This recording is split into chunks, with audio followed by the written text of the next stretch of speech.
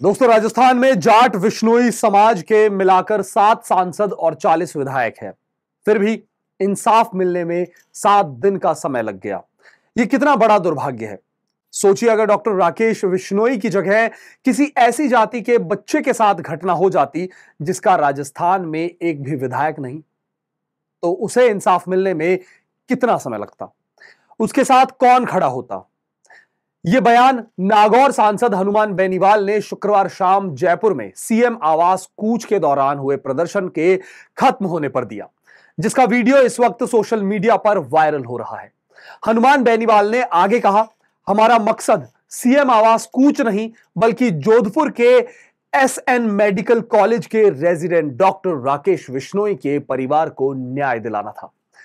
SMS अस्पताल की mortuary पर 6 दिन तक जाट और विश्नोई समुदाय के लोगों द्वारा विरोध प्रदर्शन करने के बावजूद जब एक भी सरकारी अधिकारी, मंत्री मौके पर नहीं पहुंचे, तो सरकार तक अपनी बात पहुंचाने के लिए कूच का ऐलान किया गया था। इसका असर यह हुआ कि सरकार ने शर्तें मान ली है। परिजनों को लिखित में आश्वासन लिया गया है। भरोसा है दिवंगत डॉक्टर राकेश विश्नोई को न्याय मिलेगा। मेरी तरफ से उनको अश्रुपूरित श्रद्धांजलि, ऐसा उन्होंने कहा। सरकार से इन सभी मांगों पर आपको बताते हैं कि कौन कौन सी वो मांगे हैं जिन पर सहमति बन गई है। तो पहली मांग है, आईजी अंडर रेंज जोधपुर के सुपरविजन में पूरे मामले की जांच की जाएगी। दूसरी मांग है, एसएन मेडिकल कॉलेज के एचओडी राठौर को एपीओ किया गया है। मांग नंबर 3, डॉक्टर राकेश की पत्नी को आरएमआरएस में नौकरी मिलेगी। मांग नंबर 4, उच्च स्तरीय कमेटी का गठन, एक आरपीएस, एक प्रशासनिक अधिकारी यानी आरएएस, एक फॉरेंसिक डॉक्टर और एक अन्य डॉक्टर शामिल रहेंगे इसके अंदर। यह हाई पावर कमेटी 45 दिन में अपनी रिपोर्ट जो है वो राज्य सरकार के सामने प्रस्तुत करेगी। यह कमेटी घटनाक्रम से लेकर कॉरिडोर बनाकर जयपुर एसएमएस में भर्ती करने तक की घटनाक्रम की बारीकी से जांच करेगी।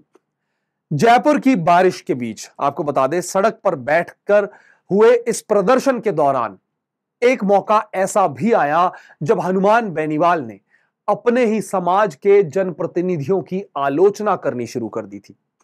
बेनीवाल ने कहा, 7 दिनों से जाट विश्नोई परिवार में चूल्हे नहीं जले हैं।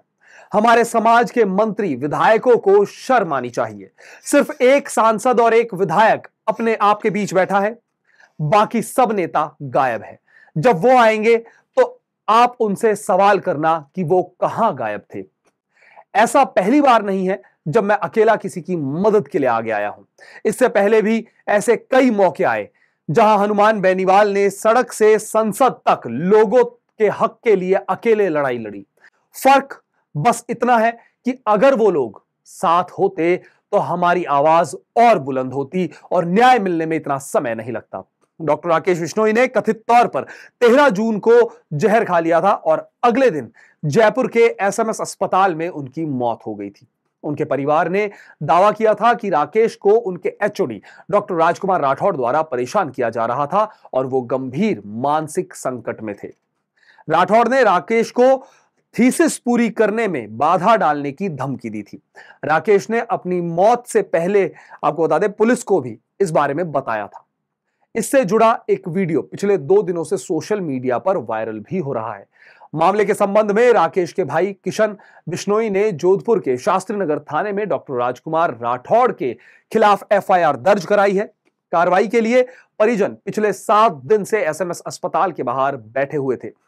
अब सरकार से सहमति बनने के बाद डॉक्टर राकेश बिश्नोई के शव का पोस्टमार्टम कराया गया, जिसके बाद आपको बता दें उनका अंतिम संस्कार किया गया। राजस्थान में ओबीसी, विशेषकर जाट, माली, गुर्जर, मीणा, विश्नोई लंबे समय से सत्ता संतुलन में निर्णायक भूमिका निभाते हैं।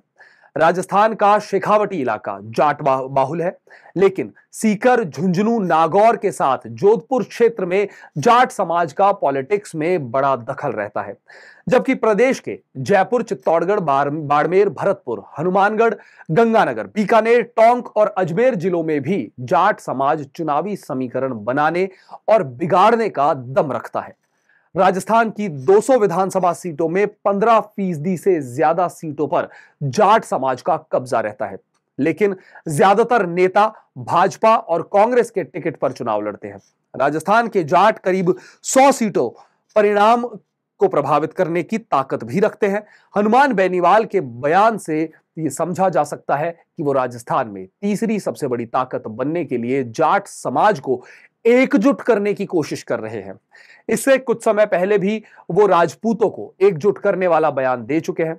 डॉक्टर राकेश बिश्नोई आत्महत्या मामले में राजस्थान सरकार की ओर से वार्ता करने वाले कैबिनेट मंत्री जोगाराम पटेल ने शुक्रवार रात प्रेस कॉन्फ्रेंस में कहा था, सरकार शुरू से ही इस संवेदनशील मामले को लेकर परिजनों के संपर्क में थी, लेकिन कुछ लोग इसे राजनीतिक मंच बनाने की कोशिश करते रहे, जिससे वार्ता में देरी हुई।